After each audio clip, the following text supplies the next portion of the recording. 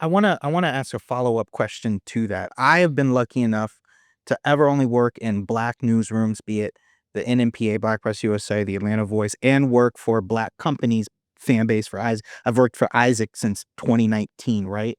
So I've never had to look down the barrel of that gun. But my question is, do we can still consider it, if it's Black owned, does it have to be exclusively Black owned to tell our stories, or can it be just aligned with our narrative and our interests? I think that right now we are at a point in time where we cannot compromise our eyes. We cannot compromise our bodies. And what I mean by that is we are the currency, right? If anyone wants to do business with us, they need to come to us. That doesn't mean that we will do business with we'll do business with everybody, but it needs to be on our terms. So yes, it needs to be Black owned. It needs to be majority Black owned. Let me jump in here with that, because I have some friends of mine that are in media. I'm not going to name their names. I'm really good friends with them, and they hit me today and said, I said that there's no such thing really as Black media, and they're like, that's not true. And I was like, well, if you work for a major, media conglomerate, you can't say what you want to say, how often you want to say it, when you want to say it, how you want to say it. The only person that I know that in media right now that is doing that is Roland Martin. Roland is the only person that can say what he wants, when he wants, how often he wants, and how he wants. And now we have Joy Reid that's doing that. And now we have Don Lemon that is doing that. All these Black anchors have been forced out of media platforms. And so my point in saying that is, I understand that there's Black media, but the power of media in itself to grow and scale businesses is something that's extremely important, because I hearken back to what I said earlier was when Trump won the election and everybody started going to Blue Sky, all the white media outlets started reporting about Blue Sky, and all the Black ones did too. And my point was, if you can't stop and talk about Black owned social media at a time like that, Yes. then you're not Black media. Right. If you can't say, I don't care, like if you're not, I don't care from the Shade Room to iHeart, if you can't stop and say, I want to put out a story about Fanbase, and you can't, because in that brief period of time, 71 stories were written about Blue Sky. In that 60-day period, they got over 24 million users. It raised their valuation to $700 million. Wow. And now they were able to raise money to build better by simply just downloading the platform. Yeah. And we don't own any platforms. And so I understand that people have built their careers in media through conglomerates that are not Black owned. But the crisis that I think we're facing is, do not be surprised in the next few years if they start pulling down your Instagram page, right? Sure. Pulling down your Instagram page if your business model is built on the Instagram page, you might want to make a Fanbase page too, just in case. But not only that, Isaac, and that's such a good point, digital redlining exists. Mm-hmm. And so what happens is what I said before, when we are just us, Black people, we are being shadow banned, we are being demonetized, we're being deprioritized. So just as you said, that the call is for all of us to download Fanbase. Download Fanbase now, and then start. We get it. We know you love TikTok. We know you love Instagram, IG. I love IG. Yeah. We are in a crisis right now. We can't afford it. We cannot afford to play on platforms that are not prioritizing us. We can't afford to do it.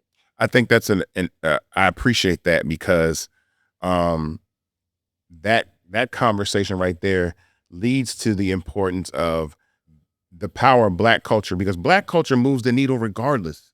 And we've done this with platforms like Clubhouse. I had somebody talk about, somebody posted today, somebody should study the rise and fall of Clubhouse. Well, I was like, well, Clubhouse really ain't falling yet, because Black people still over there. We're still over there.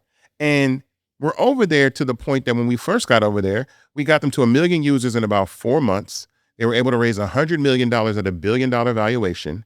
They never monetized the platform.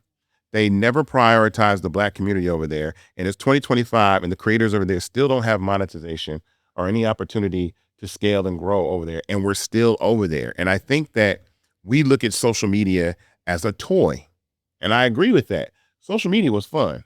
When MySpace came out, I was on MySpace. I had my top 8. We was having fun. When Twitter came out, we was posting tweets, and then Facebook, and then Instagram. But in the last 15 years or so, or 20 years or so, media has shifted more towards digital distribution. It's not linear television anymore. And I'm pretty sure you know about that. I don't even know. Of course. Do you have any stats about that? Do you know any information about that? Well, I mean, in terms of the ratings, everybody is suffering. Yeah. When you see these networks that are downsizing, it's because the ratings are on social media. Right. The ratings are on the YouTubes, and so that's why it's so important right now. That's why Fanbase is critical right now. They're trying the linear media is trying to emulate social media. That's not going to happen.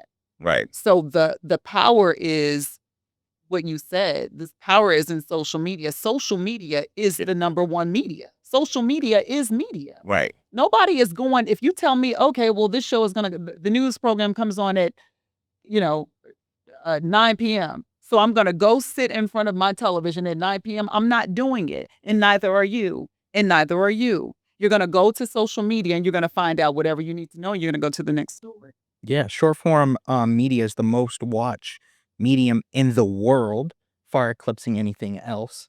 I want to double down on that point that Isaac just made. How much does ownership determine whether the stories are told authentic and in service of the community? So I think that's a good question. I think that when it comes to ownership, you can have, a take for instance any news network, right? You can have a team full of Black producers, right, or Black and brown producers who are determining what stories are told and determining how the stories are told. Everybody, but if it's owned by white media, if it's not owned by us, then everybody has someone to answer to. Hmm. And so the stories are still being, you're still in this circle where you have to do what you're told. Even if they let you play a little bit. Oh, go ahead and play around. But the minute you get out of line, the minute that it doesn't align with whatever the bigger agenda is for that company, then you're going to be pulled back. We can't afford to be pulled back because the same thing that's happening with the museums, we're seeing it happening. We're seeing our history being dismantled. This is not a joke. I agree with you 100%. Yeah, this is not a joke. It's happening. We're in our neighborhoods minding our own business. And you're sending our troops, Americans, to our neighborhoods to bother us. This is happening right now. And each city is being targeted. The cities that have majority of us.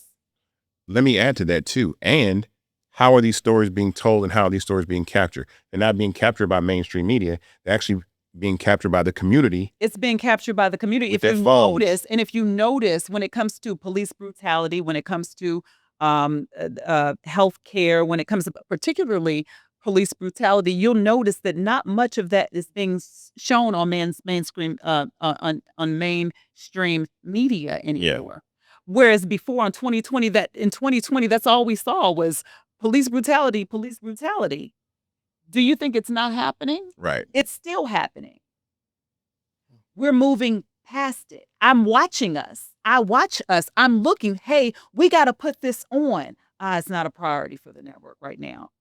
What this man just got punched in the face, like we have to really fight like never before for police brutality stories now. We're not seeing it as much anymore. So let me ask a question. If we don't own the media, does that mean that we are renting space in someone else's narrative? I believe that we are renting space. Yes. I believe that we can have our narrative, but I go back to what I said. There is a string that we will be pulled if it's not aligned with whoever we answer to. We need to answer to us. I have friends in DC right now. I'll name outlets, leave it out of it, and reporters' names. Where they're pitching these Black stories, and they're consistently and constantly being shut down. Oh, it happens. That's the story of our lives as producers. And when you find that, that's why it's very frustrating. Like before, it was tolerable because it's like, okay, well then they're saying yes to this, but now with the new administration, it's no longer, oh, we got it. We do need to get this in. Let's go ahead and get this in. It's uh Mm.